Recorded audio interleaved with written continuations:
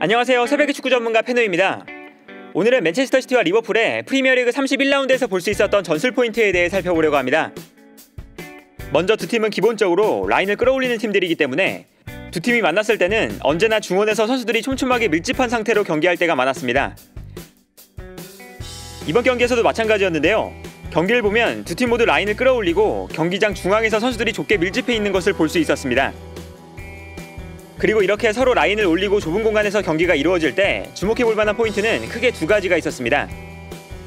첫 번째는 어떤 팀이 좁은 공간에서 볼을 안정적으로 소유할 수 있을 것이냐, 두 번째는 서로의 수비 뒷공간을 어떤 팀이 더 잘 공략할 수 있을 것이냐인데요. 여기서 맨시티의 전술을 살펴보면 맨시티는 평소처럼 4-3-3 전형이 아니라 베르나르도 실바가 내려와서 로드리와 함께 수비라인 앞에 위치하고 데브라이너가 전방에 위치하는 4-2-3-1 전형을 만들었습니다. 선수들이 플레이한 위치를 살펴보면 이러한 특징을 알 수 있는데요. 맨시티는 포백 앞에 베르나르도 실바와 로드리가 있고 그 앞에 데브라이너가 위치하고 있는 것을 볼 수 있습니다.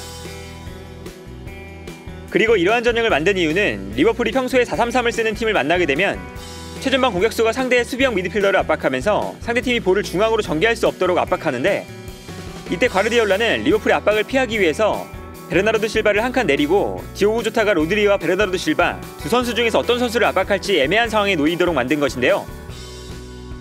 따라서 경기를 보면 맨시티는 볼을 전개할 때 수비라인 앞에서 베르나르도 실바와 로드리가 볼을 받아주는 장면을 볼 수 있고, 여기서 조타가 두 선수를 모두 마크할 수 없기 때문에 맨시티는 편하게 볼을 전개할 수 있었습니다. 한편 리버풀이 맨시티의 빌드업을 방해하기 위해서 조타가 한 선수를 압박하고 미드필더 한 명이 올라오는 방식으로 압박을 진행하게 되면 순간적으로 앞선에 있었던 데브라이너가 내려오면서 데브라이너에게 공간이 생겼습니다. 그리고 이때 데브라이너가 볼을 잡게 되면 리버풀의 수비 뒷공간이 높게 올라와 있는 상황이었기 때문에 전방으로 달려나가는 스털링, 제주스, 포든을 향해서 결정적인 패스를 보내줄 수 있었는데요. 이번 경기에서 데브라이너의 날카로운 패스가 자주 나올 수 있었던 것도 맨시티가 데브라이너에게 공간을 잘 만들어줬기 때문이라고 할 수 있었습니다. 예를 들면 이 장면처럼 리버풀은 로드리를 압박하기 위해서 티아고가 올라가 있는 상황인데, 이때 데브라이너가 티아고의 뒷공간으로 내려오면서 순간적으로 자유로운 상태가 됩니다. 로드리는 데브라이너에게 패스를 보내줄 수 있는데요. 여기서 데브라이너가 볼을 잡았을 때 리버풀의 수비 라인이 높기 때문에 데브라이너가 달려나가는 스털링과 제주스에게 패스를 보내줄 수 있었습니다. 이처럼 맨시티는 베르나르도 실바와 로드리를 활용해서 리버풀의 압박을 벗어나고, 앞선에서는 데브라이너가 자유롭게 움직이면서 볼을 잡았을 때 리버풀의 수비 뒷공간을 향해 날카로운 패스를 보내주는 것이 이번 경기의 전술의 핵심 포인트였고, 맨시티와 리버풀이 서로 라인을 올렸을 때 좁은 공간에서 볼을 전개하기 위한 방법이었습니다. 그리고 여기서 맨시티는 최전방 3톱을 포든, 스털링, 제주스로 구성했는데, 마레즈나 그릴리시보다 이 선수들이 먼저 나올 수 있었던 것은 과르디올라 감독이 발이 빠른 선수들을 우선적으로 전방에 배치해서 리버풀의 수비 뒷공간을 노렸기 때문이었습니다. 특히 데브라이너가 달려나가는 선수들에게 정확한 패스를 보내주면서 공격수들의 스피드를 살려줬는데요. 그러나 중원에는 선수들이 워낙 많이 모여있기 때문에 데브라이너가 볼을 잡기 어려운 상황이라면 맨시티는 라포르테, 베르나르도 실바처럼 킥이 좋은 선수들의 롱패스를 활용해서 리버풀의 수비 뒷공간으로 패스를 보내줄 때도 있었습니다. 이때 재미있었던 것은 후방에서 롱패스를 보내줄 때 최전방 3톱뿐만 아니라 워커와 칸셀루 혹은 데브라이너까지 높은 지역까지 올라가서 많은 선수들이 리버풀의 뒷공간으로 뛰어나갈 준비를 하고 있었다는 것입니다. 리버풀 입장에서는 많은 선수들이 수비 뒷공간으로 뛰어들어오기 때문에 어떤 선수를 마크해야 할지 까다로운 상황에 놓일 수밖에 없었는데요. 예를 들면 이 장면처럼 맨시티는 후방에서 롱패스를 시도할 때 전방에서 많은 선수들이 뛰어나갈 준비를 하고 있는 것을 볼 수 있습니다. 여기서 맨시티는 굳이 중원을 거쳐가는 플레이를 하지 않기 때문에 중원에서 볼을 받으려는 선수가 없고, 전방에서 리버풀의 뒷공간으로 침투해 들어가는 선수의 숫자를 최대한으로 늘려놓았는데요. 리버풀 입장에서는 어떤 선수를 향해서 롱패스가 들어올지 예측하기 어려운 상황에 놓이게 되는 것입니다. 경기 기록을 봐도 맨시티가 이번 경기에서 롱패스를 자주 활용했다는 것을 알 수 있습니다. 맨시티는 이번 시즌 경기당 평균 48개의 롱패스를 기록하는 팀인데요.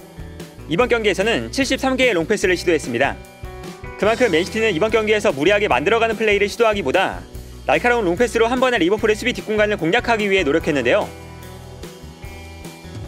특히나 맨시티는 롱패스를 시도할 때 아놀드가 있는 리버풀의 오른쪽 측면, 맨시티에게는 왼쪽 측면으로 패스를 보내주는 경우가 많았습니다. 아무래도 로버트슨, 반다이크, 마팁, 아놀드로 이어지는 리버풀의 수비 라인 중에서 수비 뒷공간을 커버하는 데 가장 취약한 선수가 아놀드였고, 맨시티는 아놀드의 수비 뒷공간을 집중적으로 공략한 것인데요. 공격의 방향을 봐도 맨시티는 오른쪽보다 왼쪽 측면에서 이루어진 공격이 압도적으로 많았는데요. 포든, 칸셀루 혹은 스털링까지 아놀드의 수비 뒷공간으로 뛰어들어가는 선수들이 아놀드보다 스피드가 빠른 선수들이라서 아놀드가 수비 뒷공간을 커버하는 데 많은 어려움을 겪었습니다.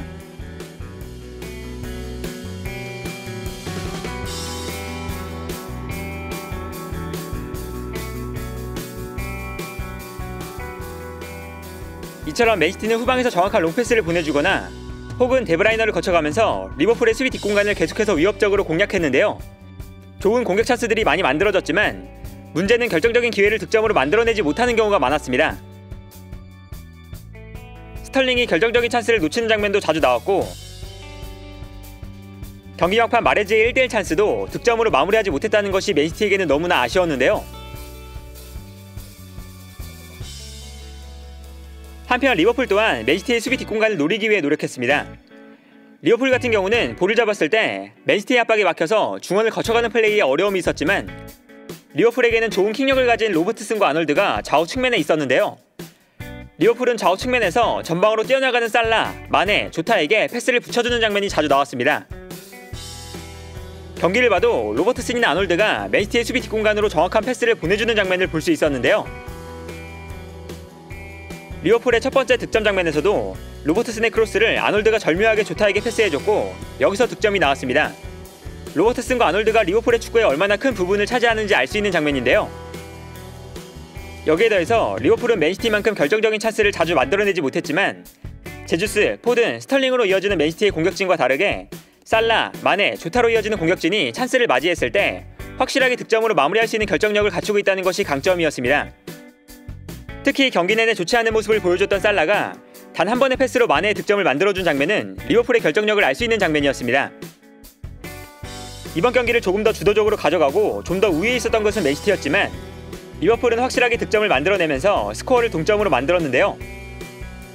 결국 두 팀은 팽팽하게 서로에게 우위를 내주지 않으면서 경기는 무승부로 마무리되었고 이번 경기의 결과로 맨시티와 리버풀은 리그 7경기를 남겨둔 상태에서 승점 1점 차이를 유지하게 되었습니다.